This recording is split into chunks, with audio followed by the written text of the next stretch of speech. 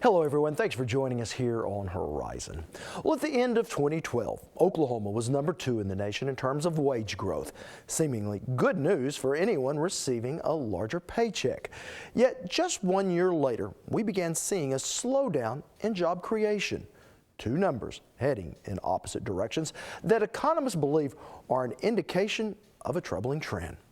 For several years now, Oklahoma's economy has been exceptionally strong for anyone with an in-demand skill or ability.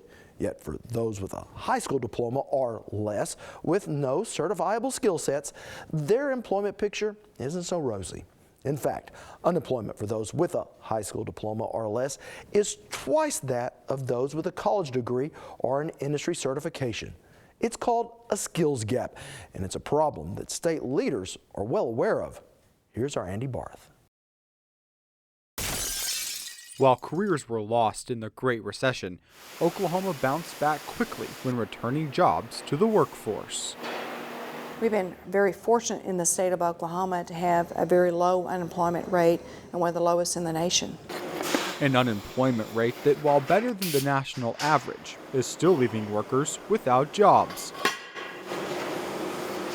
And Governor Mary Fallin says while Oklahoma's business sector is strong, worker credentials are not. We know that Oklahoma has a very strong aerospace, defense industry. We have a very strong energy sector, biosciences, agriculture, transportation, distribution, financial services. Those are all our core key industries in our state that generate wealth. But we have to make sure that we have the skills in the workforce to fill those kinds of jobs. And if we don't have those educational attainment levels, then those jobs will either not come to Oklahoma or they'll leave Oklahoma, or even though the people will leave Oklahoma if they can't find the job they're looking for. The beating heart of a modern nation. 50 years ago, nearly 80% of all jobs required only a high school diploma, and most paid a good wage. Today, a high school diploma only qualifies workers for about 35% of the available jobs, with the majority of them paying less than $25,000.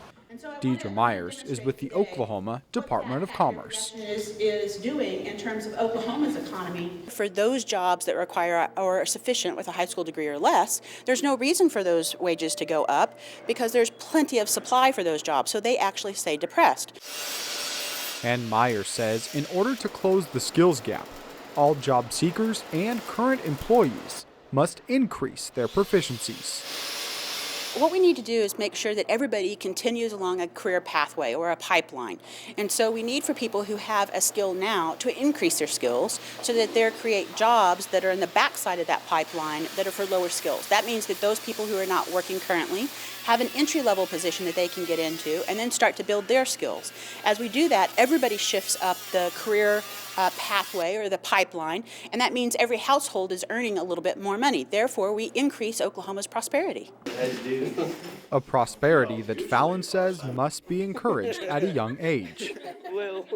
We're going to reach down further into our school systems, into basically middle school and certainly into high school, and start talking to our students about the types of courses that they need to take to find things that they're interested in the future. Currently in Oklahoma, nearly half of the available jobs require vocational training or an associate's degree, while nearly 23% require a high school diploma or less.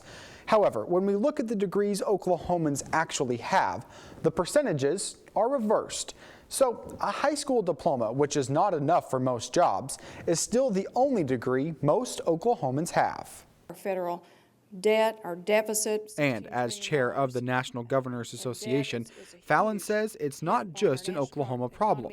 On a global scale, the United States continues to slip further and further behind. Well, if we look at the United States and where we fall within the 34 industrialized nations in the world, America is falling behind.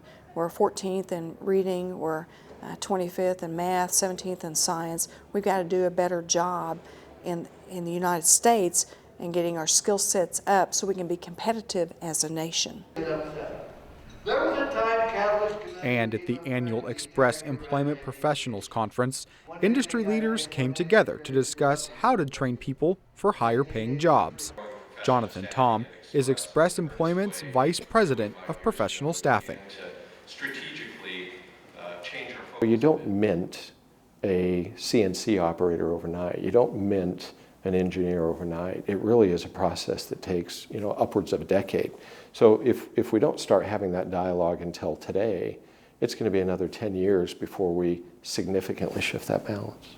Big element of that is changing the diet. A balance that the CEO of Carlisle Food Service says weighs heavily on skills training. That have all been out of state. I think kids have to recognize and understand it's okay not to be the head of a company or not to be the head of sales, not to be an engineer, not to be in IT. It's okay to operate a machine. It's okay to be a tradesman. It can be very lucrative. It can be very lucrative. And because wages for skilled workers continue to increase and decrease for non-skilled workers, the market becomes two-pronged, creating a large gap that can only be bridged with the skills-based education. Once again, Mark Metters of Carlisle Foods. Obviously, the solutions that are in place today aren't working for us. We've got lots of people that are looking for work. We have lots of jobs, all industries, and they're not fitting well together. So the solutions that we've lived with in the past aren't working.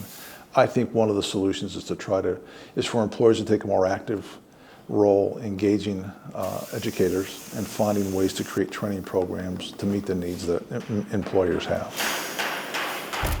Well, Andy, this sounds like a dilemma that could cut across a lot of different industries. It really is, Rob, and we have to remember that the most important thing for an employer is to have a highly skilled worker. And I visited with the CEO of 3 major companies here in Oklahoma that are biotechnology based, and he was at a conference in Boston. And while he was there, he says he was looking for new clients, but also for new employees.